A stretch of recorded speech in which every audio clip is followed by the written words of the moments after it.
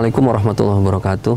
Alhamdulillah wassalatu wassalamu ala Rasulillah wala haula wala quwata illa billah.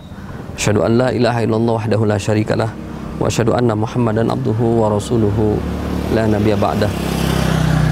Allahumma shalli wa sallim ala asrafil anbiya'i wal mursalin wa ala alihi wa sahbihi wa man tabi'ahum bi ihsan ila yaumiddin. Ikhwati iman yang dirahmati Allah Subhanahu wa taala, pembahasan kita kali ini adalah mengenai tentang zakat mal atau zakat harta. Harta menurut jumhur ulama, mayoritas ulama secara Islam apabila memiliki kriteria 3. Yang pertama, memiliki nilai ekonomis. Yang kedua, disukai banyak orang. Dan yang ketiga, didapat dengan cara yang halal. Ini adalah harta. Sehingga dengan definisi ini, maka para ulama tidak mengkategorikan termasuk ke dalam harta apabila didapat dengan cara yang tidak halal. Ikhwati iman yang dirahmati Allah Subhanahu wa taala, mengenai harta ini Allah Subhanahu wa taala memerintahkan kepada kita untuk dikeluarkan zakatnya. Dalam Al-Qur'an Allah Subhanahu wa taala berfirman, "A'udzubillahi minasyaitonirrajim. Khudz min amwalihim shadaqatan tutahhiruhum wa tuzakkihim biha." Kalimatnya adalah khudz. Khudz itu dalam bahasa Arab menggunakan kalimat perintah atau fil amr. Para ulama fikih mengatakan al-aslu fil amri lil wujub. Asal dalam perintah menunjukkan wajib. Sehingga perintah khudz ini, ambil ini merupakan suatu kewajiban. Ambillah. Apa yang diambil? Min amwalihim. Min ini menunjukkan litab'id, sebagian. Amwalihin, harta mereka, sebagian dari harta mereka. Sehingga Allah Subhanahu wa taala memerintahkan Rasulullah sallallahu alaihi wasallam dan umatnya untuk mengambil dari sebagian harta orang-orang kaya, tutahhiruhum wa tuzakkihim biha, yang dapat membersihkan harta mereka dan juga mensucikan jiwa mereka. Karena min ini sebagian, harta mana saja yang harus dikeluarkan?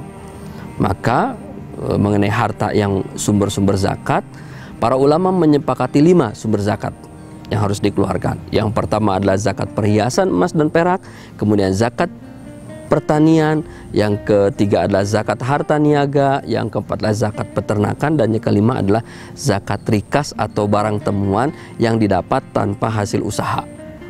Pada saat sekarang ini orang mendapatkan harta bukan dengan yang 5, bukan hanya yang 5, bukan hanya dari perhiasan, pertanian, peternakan atau perniagaan, atau bahkan bukan hanya dari barang temuan, tapi orang punya harta bisa dari banyak hal, dari profesinya, dari tabungannya, dari sahamnya, dari investasinya, bahkan ekonomi sekarang ini berkembang sehingga termasuk juga nanti akan ada zakat dari pendapatan sukuk dan lain sebagainya. Sehingga itu semua menjadi sumber zakat. Namun syarat dan ketentuan dalam mengeluarkan zakat terhadap jenis-jenis zakat itu berlaku. Tergantung bagaimana analogi yang lebih dekat kepada zakat-zakat harta tersebut.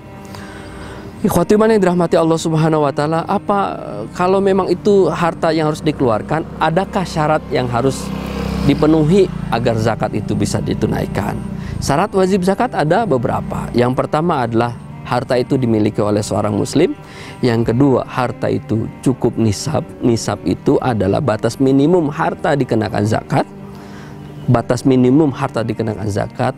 Yang ketiga adalah masa haul selama 1 tahun. Dan yang keempat adalah menjadi milik sempurna. Harta itu dimiliki secara sempurna dalam arti kata harta tersebut dia yang mengelolanya, dia mengambilnya, dia mampu mengambil manfaat dari harta yang ada. Dan yang kelima, didapat dari harta yang halal, bukan yang haram. Ikhwati iman yang dirahmati Allah Subhanahu wa taala, apa manfaat zakat bagi para muzakinya? Dalam zakat harta, Allah Subhanahu wa taala dalam surat At-Taubah 103 berfirman, menegaskan kepada kita, khudz min amwalihim shadaqatan tutahhiruhum wa tuzakkihim biha. Jadi zakat itu membersihkan harta mereka sehingga dapat mensucikan jiwa mereka. Jadi manfaat bagi para muzaki akan dapat mensucikan jiwa dari segala kotoran, penyakit-penyakit kotoran jiwa, penyakit-penyakit hati. Oleh sebab itu, Khotiman yang dirahmati Allah Subhanahu wa taala, tunaikan zakat harta atau zakat mal agar hati kita, jiwa kita menjadi suci. Karena jiwa yang suci akan lebih dekat kepada yang Maha Suci, Allah Subhanahu wa taala. Wallahu a'lam bishawab. Wassalamualaikum warahmatullahi wabarakatuh.